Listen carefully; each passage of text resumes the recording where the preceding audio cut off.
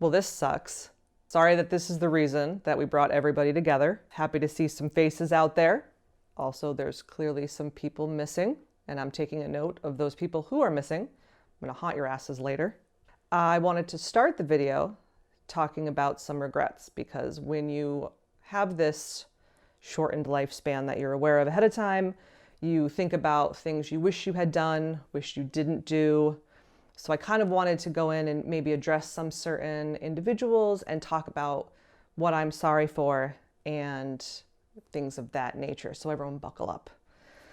No, I'm just kidding. I have no regrets. This is totally great. Everything is great. I really did seriously want to take some time and talk about this whole cancer stigma and kind of breaking the whole, God, it's so depressing how terrible this terminal illness. I mean, it's depressing and everyone better be crying at some point, otherwise I'm gonna be pissed. And you'll know because a book's gonna fall off your shelf tonight.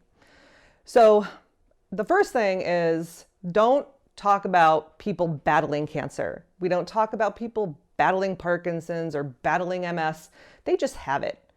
You don't lose your battle with Parkinson's or dementia. You die from it, but you don't lose a battle. It's not a fight. I mean, you fight to stay alive, but aren't we all?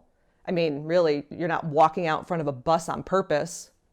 And when you meet someone else later who has cancer, because obviously you will, because I feel like it's everywhere these days, don't go through and tell them, you know, you're gonna beat this, because you know what? They might not.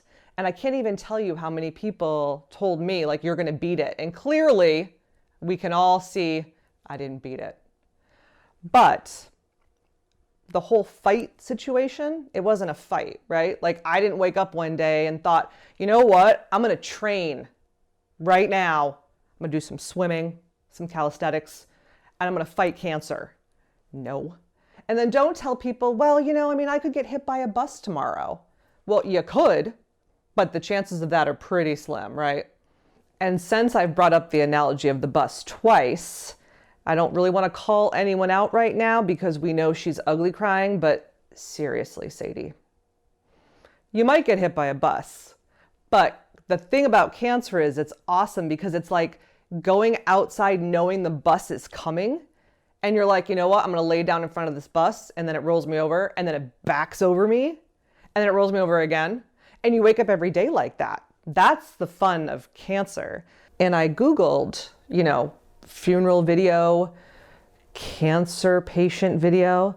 Don't do that. Don't ever do that. They were really depressing. It was women talking to their kids or their spouse. And what's more horrible than that? Going through cancer. So I wanted to do something more funny, and obviously everyone wanted to see me more. So now people can get copies of this and watch me anytime they want. Please don't watch it so much that you memorize it. Do it. So if anyone's watching this thinking, oh my gosh, I'm kind of laughing and I should be crying, totally fine to laugh. Someone has to stop my dad from ugly crying. Seriously, that nose, you know what I'm talking about. Anyway, everyone should be laughing. And really, if anything, we could play some sort of game. I mean, Samoan could whip out some Patron. You could all take shots. Every time someone comes up and says something awesome about me, nah, you'd all be drunk. Or, speaking of which, when people get up to talk about me during the eulogy, it better be some awesome shit. And just right now, no pressure, Janine better get up here. Sadie, you know you're coming up here. Julie, Bernier, and Jen, you guys can kind of all come up together. Someone don't let my parents come up because it's going to get ugly. So I also wanted to do the video because I know how funerals go. It's really what Italians call a family reunion.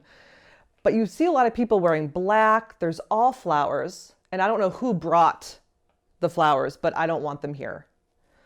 And I know funerals have evolved, and now people do this ridiculous thing called a celebration of life.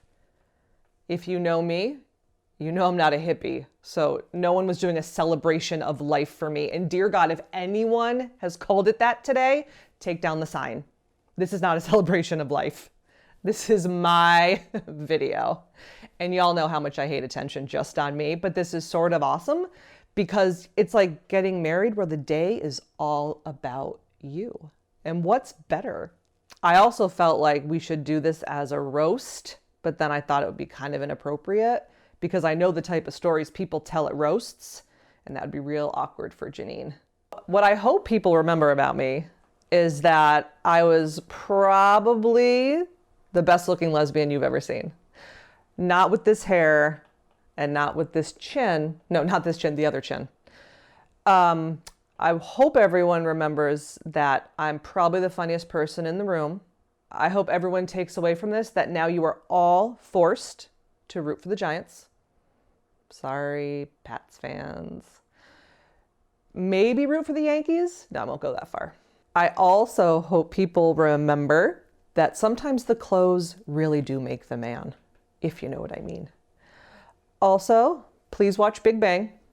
Stay away from reality TV. Janine, that means stop watching The Voice, please. When you're in your car and you hear work from home, I expect everyone to dance. I mean, cry a little bit because I'm not there dancing with you, but please dance to that song. Also, if you hear a good song, think about male rapper, strong female voice. I know what you're all thinking. Who has a stronger female voice than you? My mom. I also want to make sure no one feels pressured to go out there and do like a Susan G. Komen run. Because one, I don't actually think a lot of money goes to breast cancer. And two, I don't think it goes to metastatic breast cancer, which is so much cooler, obviously. And please don't go buy pink. I want you to go pink to support me.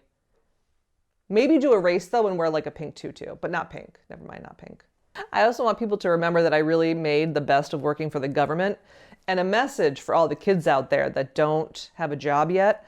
I want you all to know that you should work for the US government. Spoiler alert, I'm working right now. And I'm not sure if anyone hears this later or my boss is there. She's probably not there. She's in Jacksonville. But if she's out there, this is no big deal because what are they going to do? Fire me now? I was born in a crappy area of Springfield, Massachusetts. Then I lived in the same house forever. My dad still owns the house. One of my first memories is driving with my grandfather in a VW Rabbit that was brown, and I got to stand on his lap and drive in the driveway. That man is also the reason many of you might know that I'm a little competitive and I like winning. I may also think I'm right all the time. No, that's not true. I'm just seldom wrong. That was from him. Blame him. He's also dead. So he's here with me, right? He's here. We're up in the sky. We met each other. We have wings. It's cool. Memories, Graham. She's also up here, right? Because she does too. Also the reason for my BRCA gene. So we're going to fight after this because I'm mad at her. She hated video games, board games. We could draw, which I suck at still. I mean, I'm awesome up here, right? Because everything's perfect. Up here, we all know where I really went. So we could draw, play cards. What's up, canasta? I remember that we were poor enough that my sled was an orange plastic laundry basket. Thanks, Mom and Dad. And then they dressed me up as a nun for Halloween. We all know how that turned out. And I remember my sister being born, which is really the beginning of the end. Basketball, pretty much. I remember sports. And I remember my dad telling me, don't get too into sports because you know what will happen. And it did. I'm pretty sure it wasn't because of basketball. And the ironic part is that my dad then became a flaming homosexual. Sorry, Dad. And sports was pretty much all I remember. It's why I couldn't get away from my mother because she was with me 110% of the time. Thanks, Mom. Went to a Catholic school my whole life, kindergarten through 8th grade and then high school.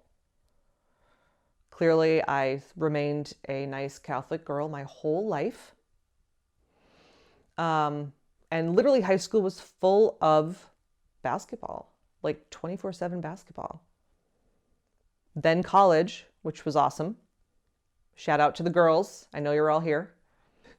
And I'm sure right now there's pictures of me doing all these things, flashing up every now and then.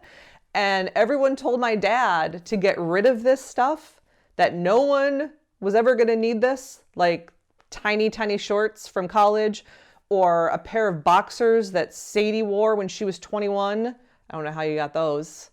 And then you bring them in a trunk and we're like, get rid of them. And then this was your shining moment to show everyone, see, this is why I saved everything.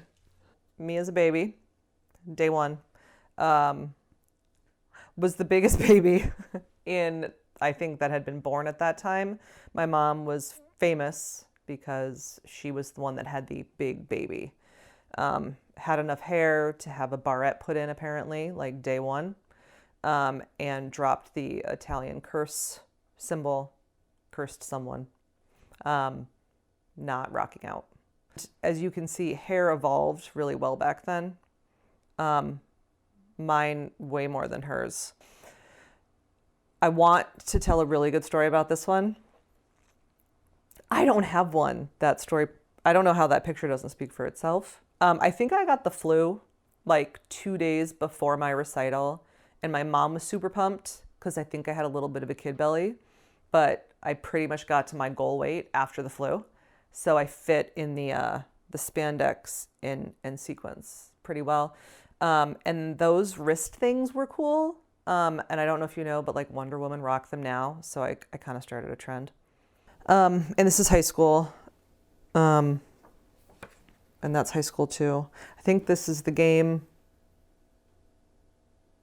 I think that's the game that I lost. My mom likes telling that story because I missed a free throw at the end of the game and we lost. Cheers. Seriously, it's probably my favorite picture from my entire life. It was our laundry basket, which was made of plastic. I'm not sure that you were supposed to take 6-month-old babies out into New England winters. But CPS wasn't then what it is now. So they did. I think I have some blankets and they're pulling the laundry basket. It looks like a piece of twine. So that was probably pretty stable while I went down the hill, no doubt. This is me and my grandfather, who was alive for my formative years, thank God, because I'm not really sure where I'd be if he wasn't there. No offense, Mom, Dad. He literally let me do whatever I wanted. Like, I think forever for the first 5 years. Like, I could stand up and drive the car into the driveway. Badass. And he let me win at everything, which he didn't have to let me, obviously, because I just won, which thankfully carried on to adulthood. I think that's where probably the competitive stuff came from.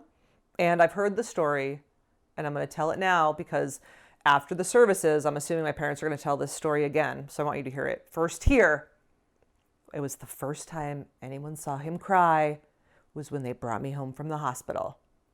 You heard it. You heard it first here, though. Halloween. I'm not sure. It says 86, so I'm 6.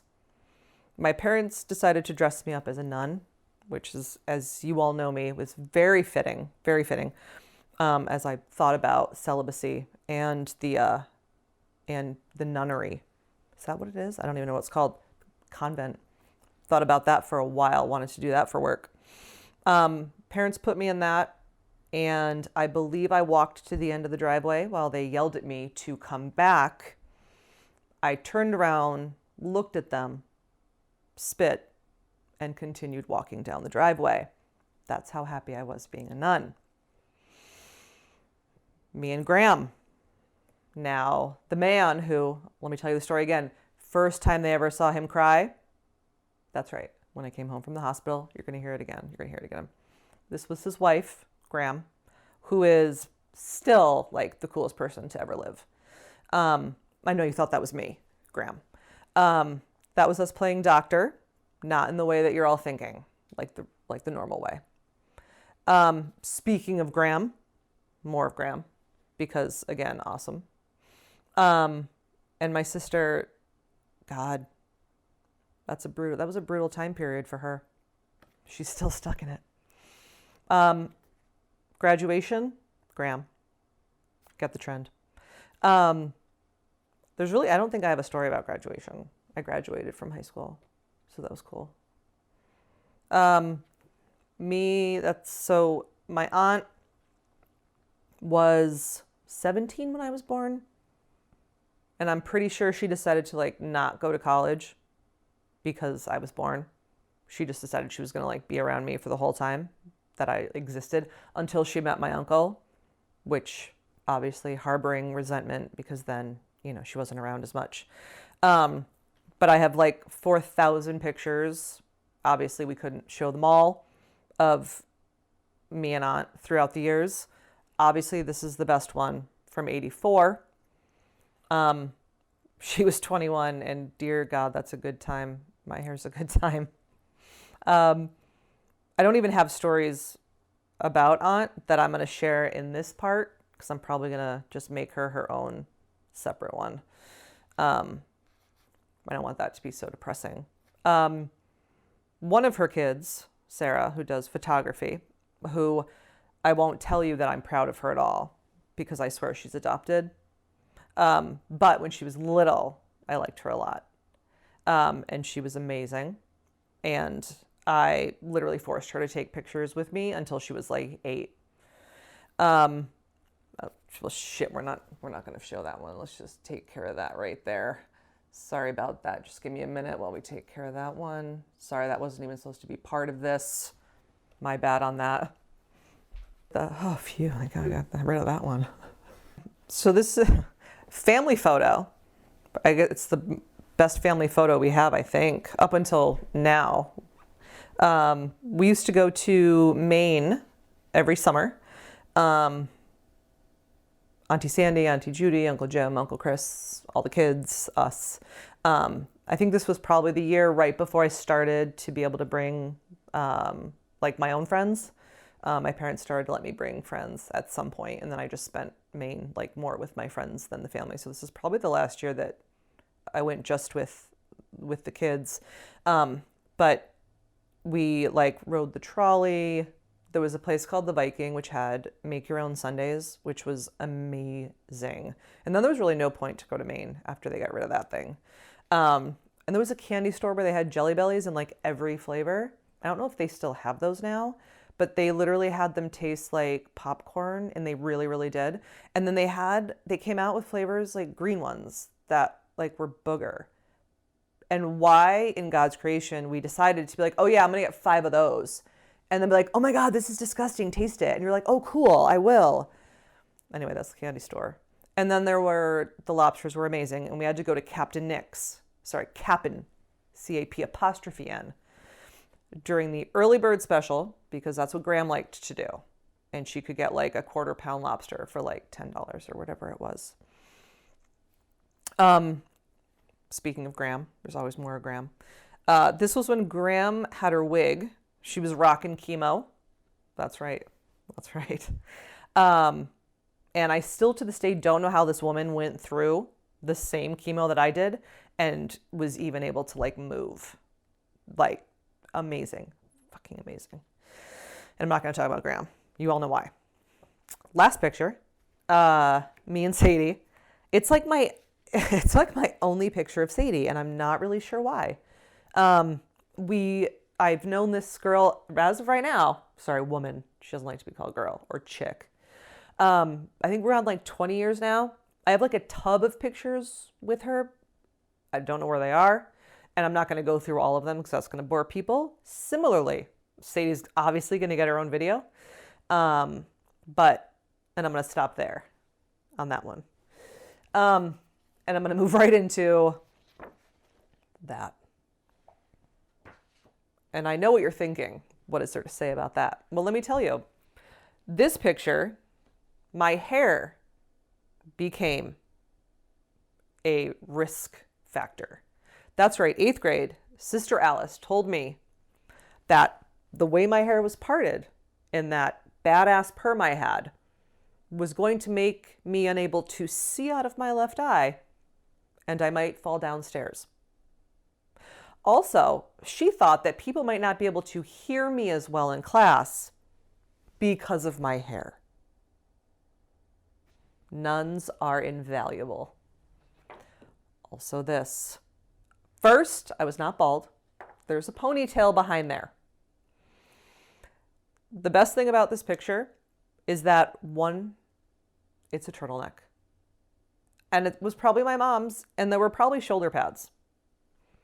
Also, the blue background. All the cool kids had the laser background, and anyone born in the 80s knows what I'm talking about with that laser background. My mom made me get the soft brown or the soft blue every year. And all I wanted was the goddamn laser. And it took me until high school. I finally got the laser. And I'm pretty sure Sadie has it on her phone. And that might be the last of that picture. I don't have that here, I'm sorry. So from this experience, which I think we're gonna say experience, I kind of learned that we really don't have control over anything. To be in this situation at 39 and prior, you ate all the right food, you were running half marathons, you were doing everything that made you healthy, everything that would have spelt longevity. And ultimately it didn't matter. No alkaline diet, gluten didn't cause it. I just realized how we can only have control over so much. And for someone who was super type A, hard to believe, I know, it was a weird thing to accept that I really was just going to live the rest of my life doing exactly what I wanted to, knowing that really I didn't have much control over what happened in the future. I also learned that the what if game is really stupid. To try not to worry about things until they happen, which again was hard for someone like myself. What if I don't get the job? I'm doing quotes a lot. What if I, miss the last shot in a game? Like, until it happens, why are you worrying about it? Like, wait to see if you didn't get the job. And then if you didn't get the job, then complain about it. Then drink about it. Also, if I had more time, you think I'm gonna travel. I'm gonna spend more time with my loved ones. The weird thing about this at 39 is that you're kind of at the mercy of your age and your peer group. I can't take my loved ones and go travel. People have kids. People have to earn vacation time. People can't just drop, 10 grand on a massive Airbnb. So I decided that I was just going to continue living, not necessarily in denial, but kind of in line with what would keep me sane. So I set an alarm. I got up, I worked, I did whatever semblance of a workout I could do, even if it was walking. I'd get an app and try to challenge myself to walk faster, walk up a bigger hill. I think people who are dying are always asked, what would you do if you had more time? Or we reflect back on our lives, people who end up living to be 80 or 90 think, I wish I had done this, I wish I had done this. I don't ultimately know that there's anything I wished I had done differently or that I would want to do if I had more time. What I would want is for everyone to be able to drop what they're doing, tell their bosses, tell their kids' teachers, I can't come in because my best friend has stage 4 cancer and we don't know how long she has. So we have to drop everything and we have to go to, Fiji and get a hut over the water. Although not on that one, that's probably more of a romantic vacation. But some vacation where, everyone goes and we can spend as long as we want. But aside from that, there's not a whole lot I wish that I would have done. Everything boils down to, I wish that I felt better right now, because I feel like I could do a bunch of the stuff I want to do. Like I'd be able to play basketball with the twins. I'd be able to train for the marathon, although let's be honest, maybe I wouldn't train for the marathon, but I would say that I was gonna, and then sign up for it so that I was forced to. But I'm pretty sure I would do some more like duathlons and triathlons and stuff. I would race the twins until they got too old, where then I wouldn't agree to race them because they would beat me, and then I wouldn't want to do it anymore. Or take them to elevated sports and get on the trampoline. Like it's those little things is what I would do, not necessarily if I had more time. I just wish I like felt better right now to do those little things. Also, obviously, if I had more time, I would have kept promoting through the ranks of the government until I basically had control over all of you people. Yes, you people, which normally is saved for Samoan. I would have done more with work ultimately. But really most of the, if you had more time, was I would have wanted to have lived long enough where everyone that I wanted to hang out with could take more time off. So really it's all of you guys' fault that we didn't do more with the time that I had. And I want you to all reflect on that, sit with that, then move on to something more fun. Also, I would have continued to spoil the hell out of the twins while pissing off their mother for continuing to give them every single thing that they asked for. So literally when Christmas came around and I said, what do you want for Christmas? They said, I don't know, because they have everything. So I recently met my biological nephew, Christopher, who's 2 at the time. And I probably would have ended up spoiling him, considering while I was home, he already got a Giants shirt. For Alex, that's the New York Giants who play football. I recently learned today that Alex doesn't know about sports, so if I had more time, I'd obviously have to teach him that the quarterback is not something you get when you buy something for 75 cents and you give them $1. Anywho, no matter what age you die, you always think like, oh, I wished I did this, this, and this. But really, like, I'm doing everything I want to do, because do I want to like not be a normal 39-year-old? No. Like I want to be a normal 39-year-old with a job who like, you know, still does stuff that 39-year-olds do. Can't go traveling the world like I'm 65 and retired. I mean, yeah, I could because I got that life insurance check. I Googled what questions do people want asked at a funeral, and there was nothing. I don't think this is done very often. I came up with searches for what to ask a funeral director, what to ask when giving a eulogy. And I'm like, wait, what to ask? Weirdest thing. So I had to come up with stuff on my own. And I thought, what would I want to know if one of my friends or partner or family was passing away? And I'd be like, well, what do they want me to do? Like, what am I supposed to do now that they're gone? Similar to Sadie, anytime I talked about my symptoms, I had to apologize and then talk about what this meant for her. Sorry, Sadie. So I thought, how would they want me to grieve them? How would they want me to get past this? And, you know, I actually literally, because I'm such a dork, looked up the word grieve in the dictionary. And it's a super negative connotation that we have with the word grief.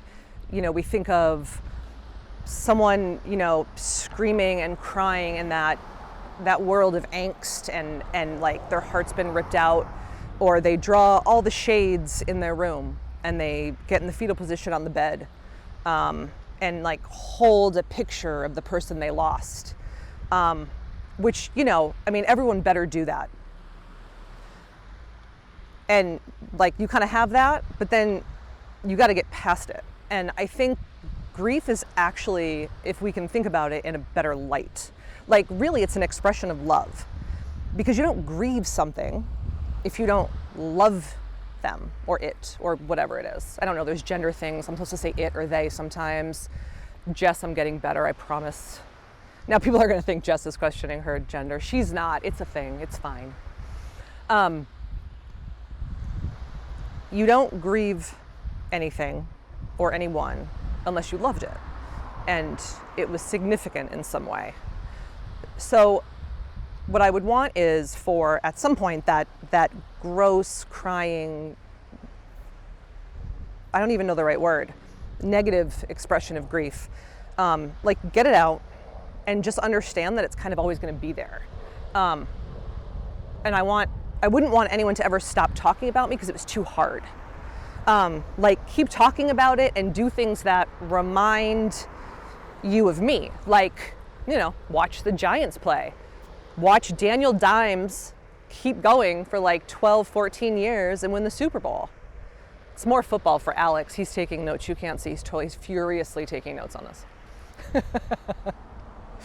So, you know, when Adele and Sam Smith come out with something else awesome on the radio, like turn it up and card dance the hell out of it. And know that somewhere, maybe, because I'm not sure that I necessarily believe up, down, wherever, somewhere maybe I'm there dancing or not, because it could just be a black hole, but that's like super depressing. But I think that you have to grieve in a way that you want the person still there while understanding that they can't be. And I don't think you have to accept it. I don't think you have to get past it. I think it's always good to be angry and sad and think, how unfair was that someone that gorgeous died so early?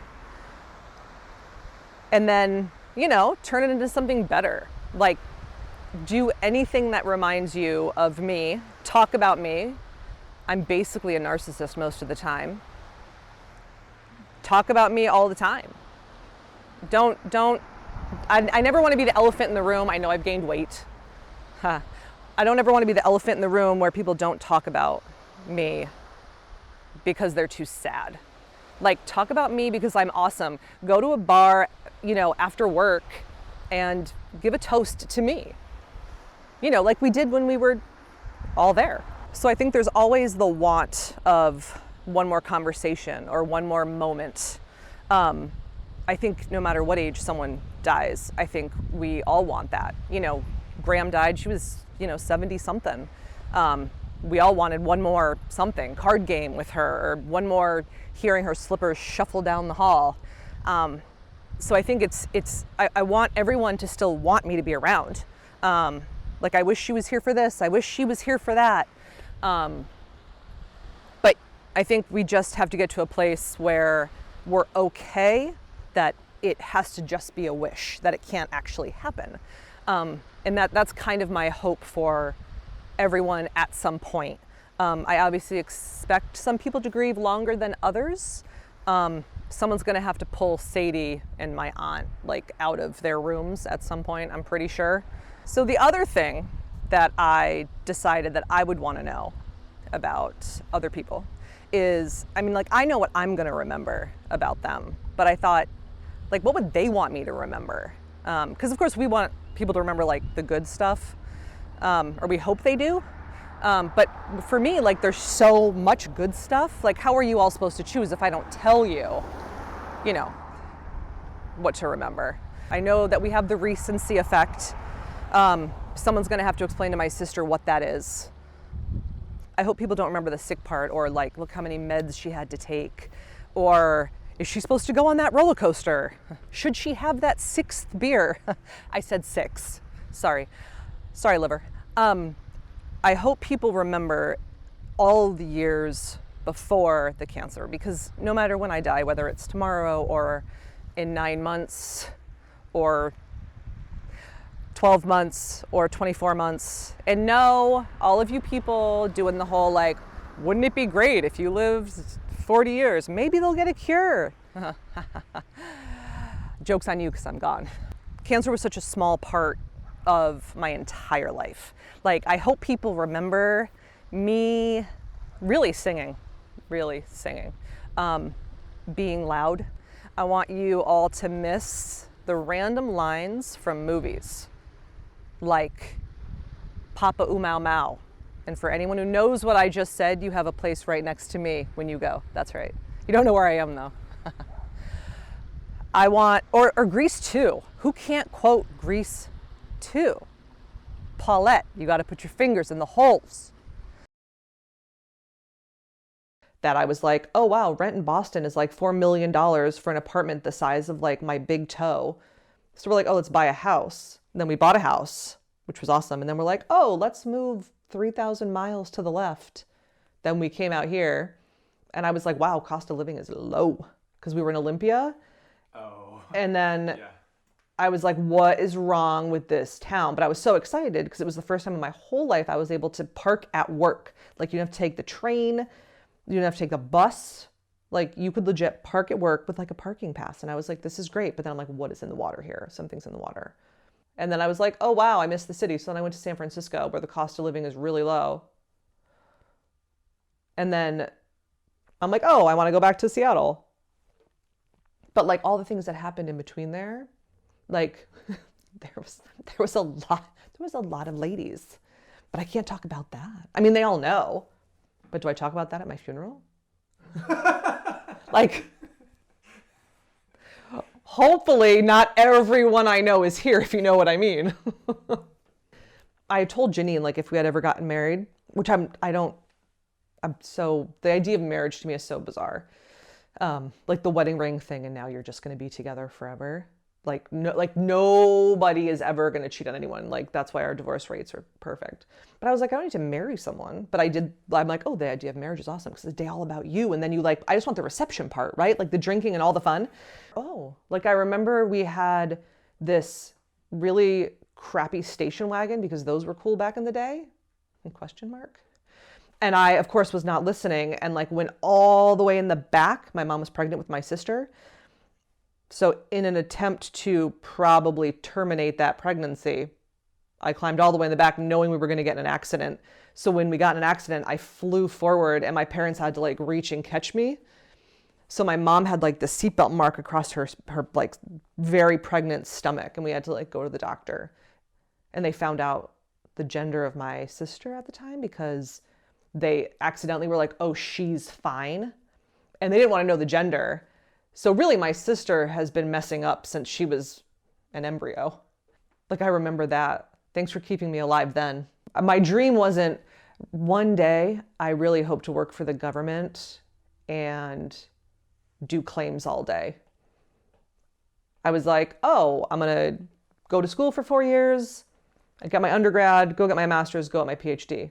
But then between school and all the drinking that has to happen and basketball, it was like, oh my God, I want to break. And then I got a great job right out of school for the state at the time. And I was like, oh my gosh, $32,000 is so much money in like 2002. And I was like, no, this is cool. I'll just do this. And then I moved, 3,000 miles to the left, kept working.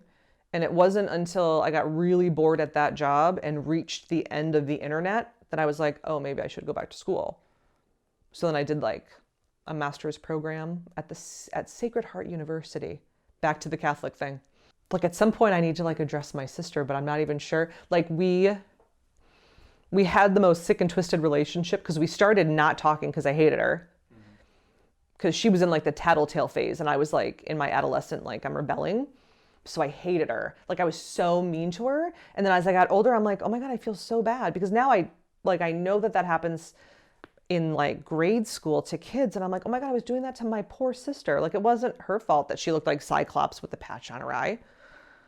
But then we got older and I went away to college and then we got closer. It's almost like we needed to be apart to get closer. And then she got cancer, which I feel like she was just copying me. She was like, oh, Mo got attention again. Let me make some cancer. But it was like much later. And we had this joke about how like I was perfect on the outside, but my insides were crap, which is why I had the BRCA gene and all the cancer. And we're like, well, she's crap on the outside, so her insides must be great. And then she found out she had the BRCA gene and we're like, God, you're just a waste. It was just like left over from mom. Sorry about that. But then she went through the chemo as well. So I know like right now at this moment, like she's bald and like trying to grow her hair back. And I was like, you too can be a lesbian. But she's like wearing a wig, so her hair's not growing back as fast. So actually today I sent her like the shampoo that I think's working, but everyone's always like, oh, try Biotine. Then you have like the assholes who are like, drink lemon water and orange zest and clap your heels 3 times and that cures cancer. Stay away from sugar. Well, I'm like downing my 3rd beer. But she offered me her liver because she doesn't drink at all. And she was like, well, my liver's still pristine, so you can have it if you need some of it. And I'm like, I really might need some of it. But like, we haven't been talking a lot lately, but since she's been going through the chemo thing, like again, like we came back together like we always did. And she's so sick and twisted like I am. So we send each other these things that I swear to God, people would look at and they'd be like, oh my God, did she just say that? And I'm like laughing over here. Like there was this, I can't, no, I shouldn't, because I'm not even going to talk about those. But then there's like the Maher humor where like they have like Reese Witherspoon and she's holding a spoon. And then there's a picture with the spoon gone. It's like Reese without her spoon. And I like laughed for like 3 days crying. And I show it to my friends and they're like, Maher humor. But I'm like crying. And I'm like, every now and then I'll just be like Reese without her spoon. Or like Christopher walking and he's walking. And then like he's laying down. It's like Christopher not walking. They're the funniest thing. Anyway, that's my sister. And I laugh at that shit and people are like, that's not funny. And I'm like, that's hilarious. Because people like literally sit there and they take the time to do this. Like some people are funny. A lot of people are not funny. When you find out, like it's shocking, but then you're like, oh my God, I have 3 to 5 years maybe. Like my cousin Christopher was like, oh my God, if I found that out, I literally would be in bed in the fetal position crying. And I'm like, but you wouldn't, because like, that's not how you want to spend your time, because when you can literally break your life down to days, because you can do, I mean, really you could count days if you were going to live to 90. But like, if you're like, oh, 5 years is how many months, or 3 years is how many days, and you break your life down to like, oh, what if I really have like 1,000 days left? Like, you don't want to spend a day of it in your bedroom, especially because chemo knocks you on your ass and you're forced to actually lay in bed for hours on end. Like it makes you a 90-year-old woman, like you take naps. Like I took naps. I was like, wow, I just walked a mile, need to take a nap. So you don't want to spend the good time being sad. Like one, people are like, oh, I ran into people at work. I'm so sorry. Why? You didn't do this. I mean, if you did do it, then please apologize. And everyone's like, no, I'm sorry that this is happening to you. Well, me too, but why are we talking about it? It already happened. We can't change it. Back to the lemon water, no sugar, no gluten. Eat only food kissed by virgin fairies. You know, like there's nothing you can do about it. So you kind of like accept it. And then you find the good about it, because I'm such an optimist. No, I'm not. I'm the opposite of an optimist. But you're like, all right, well, it's better than, you know, the walk outside and get hit by a bus, because then you don't have a chance to make an awesome video, or you don't get to put pictures together, or I don't know. Some women are like writing in a journal and they give it to people. I'm like, well, I don't even know what my journal would say, but I thought about like doing that. So maybe at this point I've actually done that. So you're welcome if anyone got a journal. And if you didn't get one, I didn't have time to do it because I was dying. Funerals are so sad and everyone's going to be so sad about this anyway. And then you get to see me and it's like, oh my God, I have to watch this 8 million times because it's the last time I get to see her moving. Like Janine joked about saving the Ring doorbell videos of me like coming and going. And I'm like, first of all, it's a terrible angle and I look terrible. Please don't use those. But like, you want to see that person, not just still pictures. Like you want to see them moving and talking and interacting and being like, wow, I remember she had dry mouth from that jaw radiation, which is why her mouth is making that sound. People are like, wow, how are you handling this so well? I don't know. Like everyone's different. And like, I don't even have an answer for that. Because you don't know how strong you are until you don't have a choice to not be. Like what, like I didn't know, like, hey, what would happen if you got cancer and you found out you might die before you turned 45 or 40 even? I don't know. I would do this and then I would do this. No, you wouldn't. Because then you have a compression fracture in your back and you actually can't do anything. And then I run out of like what to say, because I'm like, it really is. It's a bizarre thing that people say, like you're handling this so well, like you're so odd from everyone else. Like I joined a bunch of blogs on Facebook, like stage 4 cancer patients under 40, but I have nothing in common with anyone, because either one, they have kids, 2, they're like 21, and then I feel really bad. I'm like, oh, I shouldn't be complaining because you're like dying at 21. There's always someone that has it worse than you, right? eternal optimist. No, I'm not. Or they're like super sad. Like, I don't know how I'm going to get up and walk to my mailbox today. Well, bitch, walk to the mailbox. Get your husband to do it. Like Janine does yard work. Cancer is a great way to get out of doing yard work. But like you have, I don't know if you have to find that shit or you literally would wallow in misery and be like, wow, these meds suck. Lost my hair. And then everything that happens to you blame on cancer. Like, oh, I'm nauseous today. Do I have the flu or is it cancer? My eyes. Then you're like, oh, I'm reading that. The words look like they're moving. Am I having a stroke? Am I having a seizure? Do I have brain mets? Is it cancer? Nope, I just had something in my eye. I'd be funny and be like, hey, thanks, mom and dad, for creating this spectacular human. But really, I moved away, so I'm going to take credit for how awesome I am. Oh, really, Graham and my grandfather, even though he died when I was 5, but those are like the formative years. So really, I should be thanking them. And then I should really be thanking my aunt, Sandy, and she didn't give herself enough credit through this entire thing because I told my parents and my family kind of after the fact, like, oh, by the way, this happened a year ago. I have stage 4 cancer. Sorry about that. But my aunt, like I told before them, and she thinks she's like, I don't know, weak and like makes fun of herself all the time. And she like handled it like a champ. Like she was like, I'm sure she was like sad and probably like got off the phone and cried. But the whole time, anytime we talked, she like totally like met me where I was at. Like she joked about it. She'd like ask questions concerned, but appropriate concern. And if I changed the subject, like she just rolled with it. Like she would be the person I would probably thank the most for how she handled it.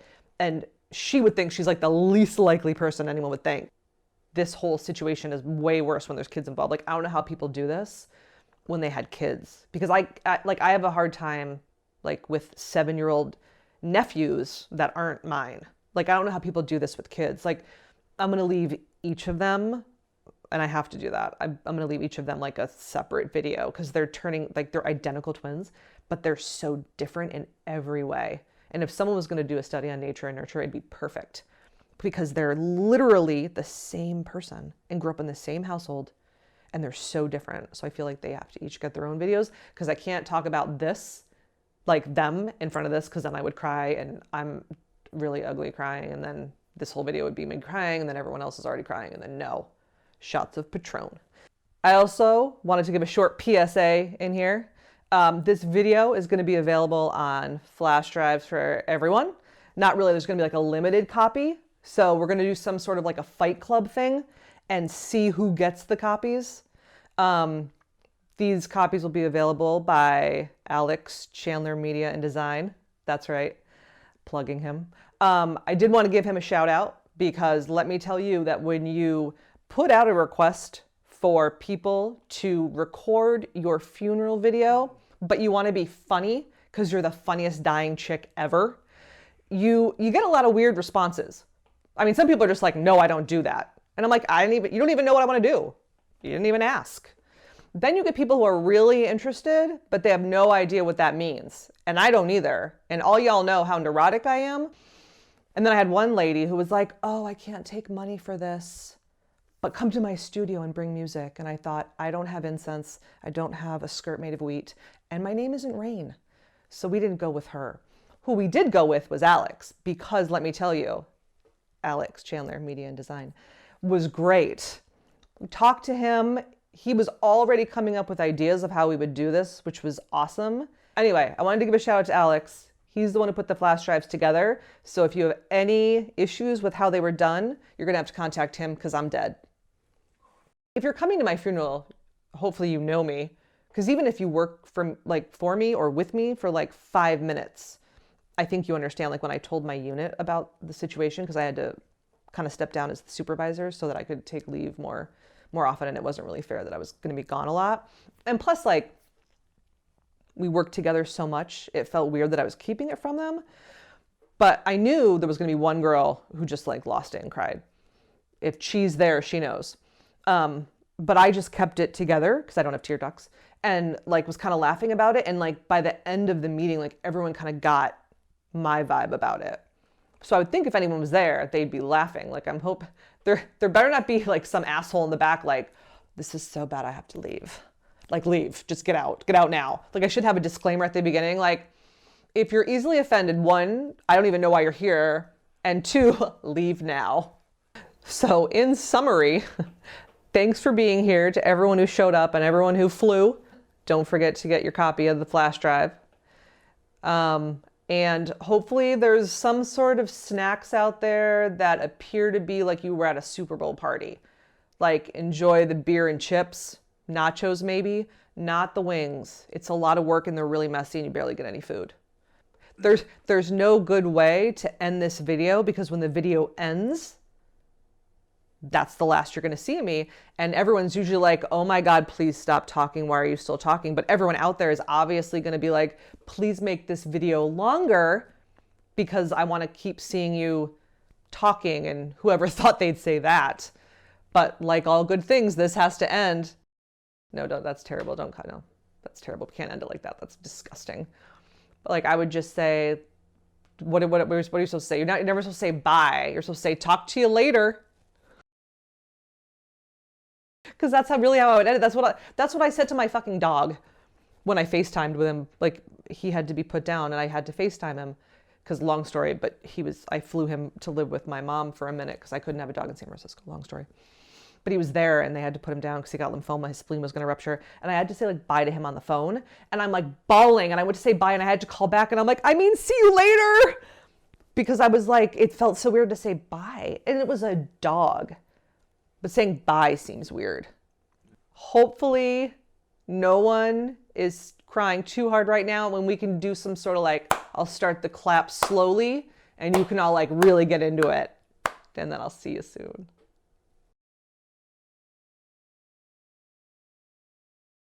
What do you want to say in the video? Aunt Moe. Aunt Moe. You're supposed to say Aunt Moe. Mom's gonna yell at us for yelling. Oh, Aunt Moe. Oh. Oh. I think if you just talk. Oh. My teeth are wet, and my voice is very cheap like a pirate. I'm not being a pirate, but I have to. I love being a pirate. I think it's a rocker. Them. Oh! Oh! Is that it? Okay, Is that it? not it. Wait now.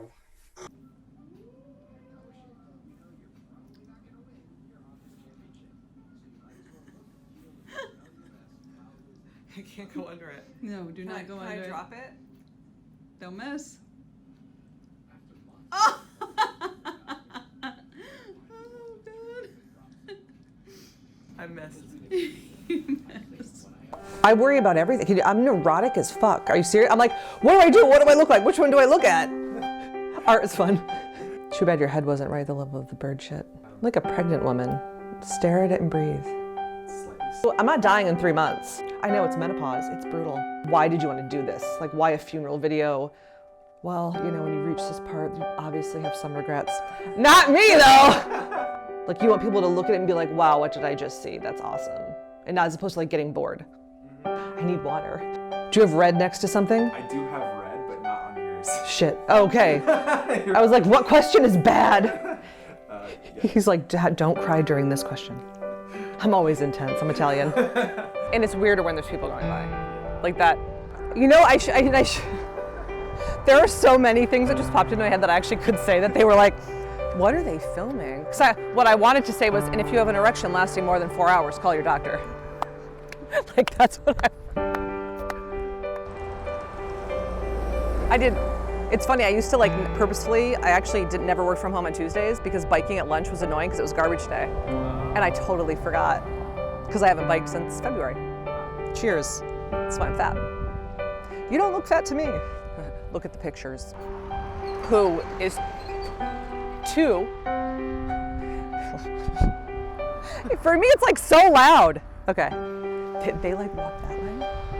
And then they like got to that bench and like waited and then like came back. It was just like super weird. I'm like, don't worry about me. I wanted to save the like erection question. Question like there was a question. Response? Okay. About what you're talking about. Yeah, to like, get there. yeah, like it's not a sprint, it's a marathon. And I'm gonna insert some funny, so you should Yeah. enjoy what I'm saying. Because every now and then you're gonna get a good one. Yeah. Okay. All right, I had more on that. Okay.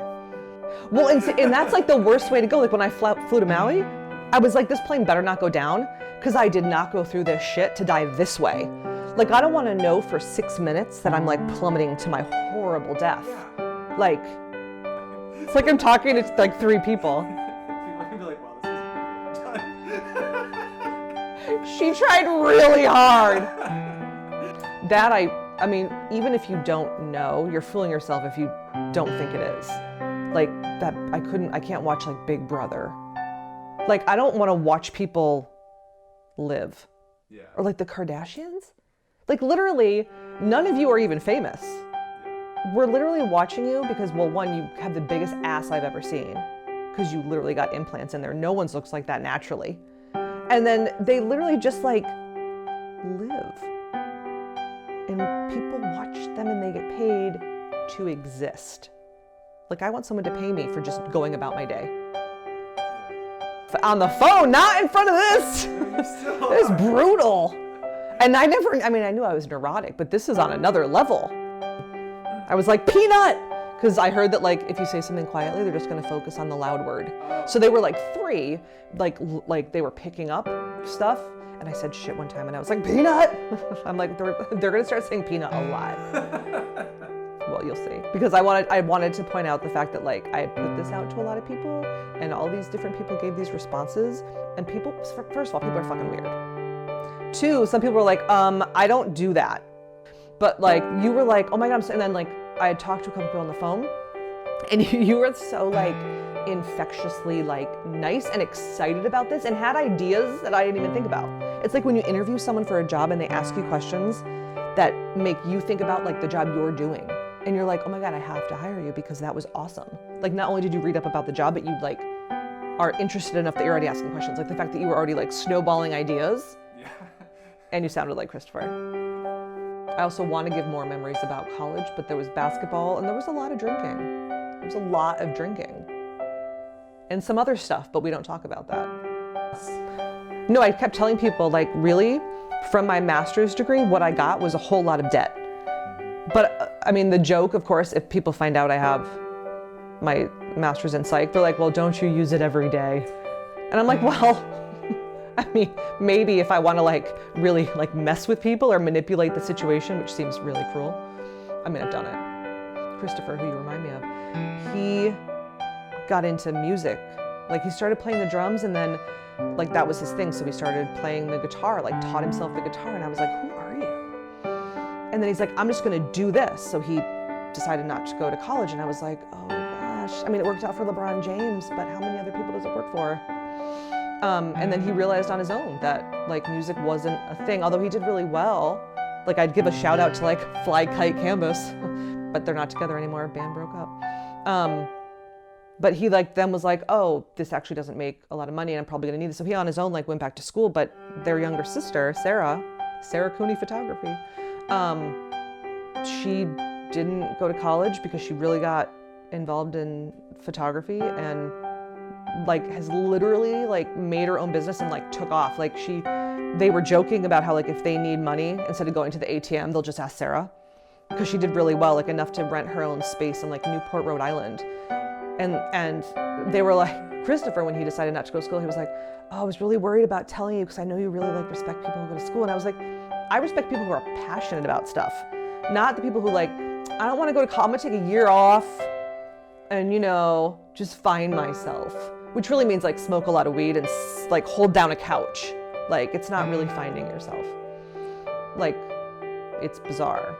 But like, they're both so passionate about things. It was like, if you're like, find that, not going to school, that's great. I just was not getting fulfilled at work because my dream wasn't to do workers' comp claims. So when I got bored at work, I was like, oh, I might as well get my master's. Like I did it at the same time because it like fulfilled what I'm like the most passionate about, which is psychology. But I mean, I don't regret it because I literally don't regret the path for the government because well, the benefits are awesome. The pay is amazing. And like literally I can work right now. Like with the telework thing. Thanks everybody. But the psychology thing, like thinking about how much school it would have taken, and then, you know, you take your work home on the weekends, because I would want to work with like some messed up people. I didn't want like the couple with marital problems, like, oh, I'm so depressed, I'm so anxious. Like, bitch, we all are. I wanted like super like antisocial personality disorder, which I know that like term has fallen out of favor because it used to be sociopath and then it's evolving. But I wanted like super severe disorders. And then you take it home on the weekends because you're like, wow, that's sad. But it's also nice because you're like, oh, they're more messed up than me. That's cool. But like, and now especially with this situation, I'm really glad I didn't do all that, because I probably would still be in school and establishing myself in that world. I still wouldn't be making as much as I'm making right now. And I'd be like, oh, I'm dying. And you can't do that job and get paid while you're dying. Again, getting paid right now. So that track was good. I'm gonna make you prettier. And then I kind of like, I judge, like, how far do I go on this scale? Right? Oh, it's terrible. See, I can't go to those because I would literally be on there forever. Like, I will take 7 pictures of the exact same thing, and I'll be like, Janine, which one's better? This one, this one, this one? She's like, those are the same picture. I know. I'm like, no, because look at this one. Yeah, like, look at this one, and that one has a wave, but this one doesn't. And that one, I think there's part of an electrical wire. I'm not sure. But what about this one? This one kind of looks like this one. It's like 7 pictures of the same thing. Please delete some. Which one? Which one do I want to make my cover picture on Facebook? Like, no, I don't want to. No, but I would edit the crap out of everything. And then it's like, well, I didn't even take that picture. Someone just airbrushed me. But it's like Snapchat. Me and my friends use it, but not like what the kids use it for. Like, we use it like literally like we're talking to each other, like sending a text, but with our face. And we play with all these filters, and I don't use those stupid ones with like cat ears and glitter, shockingly, because that's not me. But like some of them, it's like, oh my God, look what it did to my skin. And then you look at yourself normal and you're like, oh my God, I'm disgusting. Like that doesn't have a filter. See, I just started FaceTiming with my parents, because now that I'm dying, they're like, oh, we should see you more. Like, they're coming out here. My dad has never flown to Seattle. My aunt has never flown. Like, none of them have ever flown here. My mom flew like circa 2004, which totally doesn't count anymore, because it's like the virgin rule. Like, if you go so long without sex, you're a virgin again. Like, she hasn't been here in so long. Like, she really hasn't been out here. I don't know. I heard that. I've never heard that before, but I'd like to know if it's true. I'm not sure if it's true, because I don't let myself get close enough to chance it. The people are like, oh, well, I mean, we still have a healthy sexual relationship. We have sex once a month. Like, I'm so sorry for you. I found out with the chemo thing, they were like, oh, you should use protection. And I'm like, I do, I don't have sex with men. Either at like 7, they're too young to understand. Oh, I probably, it's funny because I thought about addressing the fact that I have an embryo sitting on ice, and it was like $18,000 to do the retrieval. And they're like, we got 5 eggs. And I'm like, awesome. And they're like, oh, 1 made it to the embryo. And I was like, bastard. And that one's like sitting on ice somewhere, and someone has to try to carry it, but that's a lot of pressure, because what if they lose it? Then they're like, oh my God, I failed miserably. Someone's got to try to do it, but like at the age everyone is at this video, what if they're like, oh, I don't want to do that now because I already raised 2 kids, 3 kids. But everyone's already had kids. It's not like they're worried about stretch marks anymore. Like, someone take the embryo. I need to put in writing like actually who it goes to. It's the one thing I haven't done. For anyone who was concerned, no animals were harmed during the filming. Also, that was an envelope. We thought it would be funny to make it like maybe I had a picture that could not be shown at a funeral. But we all know I burned those a long time ago. My parents are gonna be like, oh, I learned so much from her funeral video. I did that at the end of a meeting. We had like one of the big bosses, and he kept talking. And at the very end, I was like,